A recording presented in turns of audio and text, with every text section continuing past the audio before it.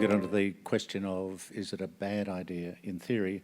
And at this point, as we heard, Simon was unable to join us tonight, but he very kindly did record a video, which actually has some big numbers in it and also sets the scene for the current state of the social welfare system. That gives you some context to work with. So if we could switch to the video for a minute, thank you. Hi, I'm Simon Cowan, Research Director at the Centre for Independent Studies and author of UBI, Universal Basic Income is an Unbelievably Bad Idea.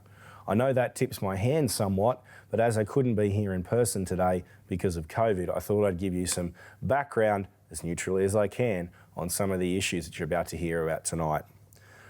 The first point is that the federal government spends just over $500 billion a year, or at least they did before COVID.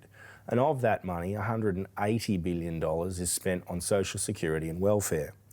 When you add $80 billion on health and $40 billion on education, the total welfare state amounts to about 60% of federal government spending. Social security and welfare accounts for 8 of the top 20 government spending programs.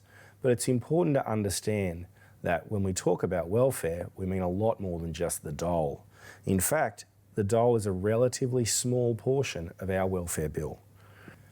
When we look at the number of people on welfare too, those receiving job seeker payments are actually quite a small portion. By far the biggest portion are those on the age pension, nearly 2.5 million retirees, with 1.6 million of those on the full rate. By contrast, just 730,000 people are on Newstart, but there are also people on youth allowance and various parenting payments. If we break down the figures of those on Newstart a little bit more, we see that 20% of those on Newstart have been on Newstart for more than 5 years, around 160,000. But by contrast, 240,000 have been on the payment for less than a year. The average duration on Newstart is 3 years, but more than half people get off the payment within 12 months.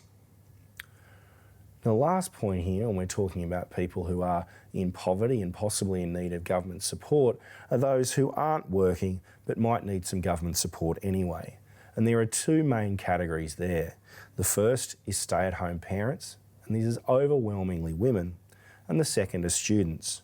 So we see that more than 1 million people over the age of 15 are students, most of those full-time, and nearly 1.8 million people are either in what is described as home duties or as caring for children. When you add another 150,000 in voluntary employment and 250,000 in caring roles, you see a significant number of people who are outside the workforce but are performing social duties that may be of value to society. Now, some of these people are already eligible for income support, but others are not, either because of activity testing, when Newstart and other payments are designed for people who are looking for work, or because their family incomes are too high.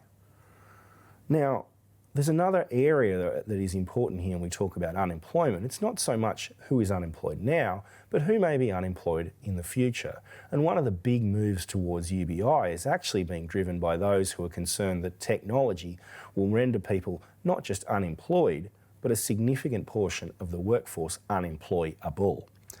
Studies predict that job losses from AI and automation could be anywhere from 10% of the workforce through to 50%. Now, this is not a new problem, and historical evidence from the Industrial Revolution actually found that this was beneficial to workers in the long term. Rather than rendering them unemployable, it gave them better and higher paying jobs. So there's not a guarantee that technology will lock workers out of the workforce, but that threat is still there. The last concept that I want to raise in terms of welfare, unemployment and poverty is the idea of effective marginal tax rates. Now, this is the income that is lost by someone when they transition from unemployment benefits into paid work, and includes not just money that's now paid in tax on the new income, but also benefits that are lost as your income rises. For some categories, the effective marginal tax rate, the income lost from moving from unemployment to work, can be as high as 80 cents in the dollar. This creates a significant disincentive to joining the workforce and creates what's called a welfare trap. Now, Typically, this isn't actually the problem for low income earners. They actually can't afford not to work anyway. This is, however, a very significant disincentive for partnered women re-entering the workforce after having kids. Now, advocates for UBI think that UBI can solve these problems and many, many others. As you may have guessed, I'm a skeptic, but it's over to your panel to hear why they think that this is a good idea. Thank you.